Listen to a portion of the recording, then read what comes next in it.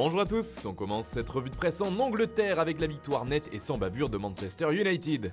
En effet, les Red Devils se sont imposés ce mercredi 3-0 contre Brighton et se qualifient donc pour les quarts de finale de la Carabao Cup.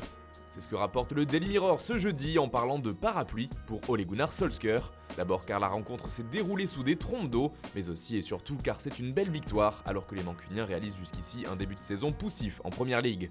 De son côté, The Guardian a vu une pluie de buts et la tempête Manchester qui s'est qualifiée pour le tour suivant en Coupe de la Ligue.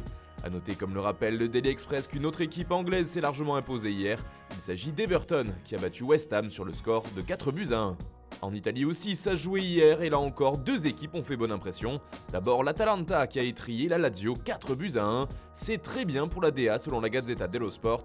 Le journal au papier rose salue également la jolie performance de l'Inter qui s'est imposée largement face à Benevento 5-2. Et c'est d'ailleurs toute la presse transalpine qui rapporte la grande forme du club lombard, comme Quotidiano Sportivo qui titre belle et pragmatique, l'Inter en voûte.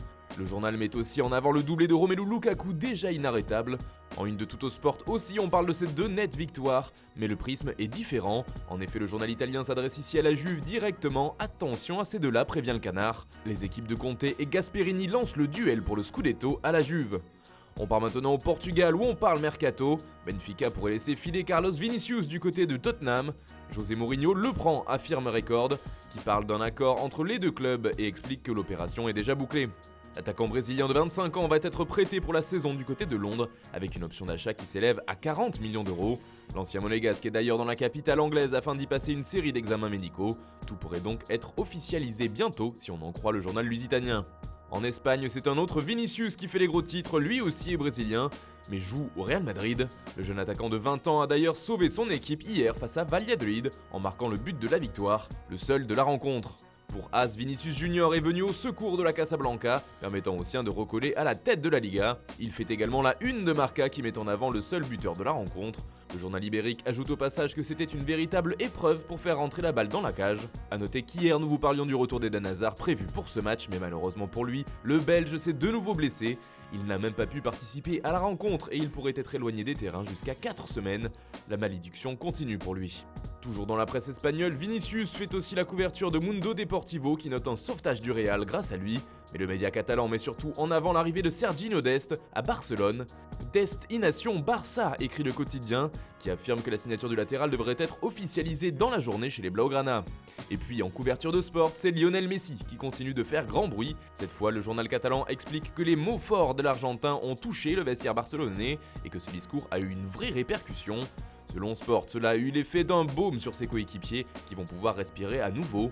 Ce discours d'unité a également beaucoup plu à son nouveau coach Ronald Koeman, ajoute le journal, et il va permettre d'installer une meilleure ambiance de travail au sein du groupe barcelonais. Enfin, on termine ce tour de la presse avec la France et le verdict rendu par la commission de discipline de la LFP. Celle-ci a préféré ne prendre aucune sanction contre Neymar et Álvaro González. Ils étaient suspectés d'avoir proféré des insultes racistes ou homophobes lors du dernier choc entre le PSG et l'OM.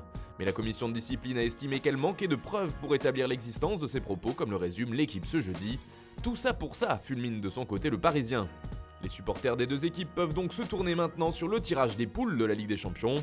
C'est ce qui fait la couverture de AD, le journal néerlandais. Les poules seront tirées à partir de 17h ce jeudi et le média se demande si l'Ajax est prêt pour cette édition de la C1. Un tirage qui sera à suivre en direct sur le site de Foot Mercato. Voilà, c'est tout pour ce matin. On se retrouve dès ce soir pour un nouveau journal du Mercato.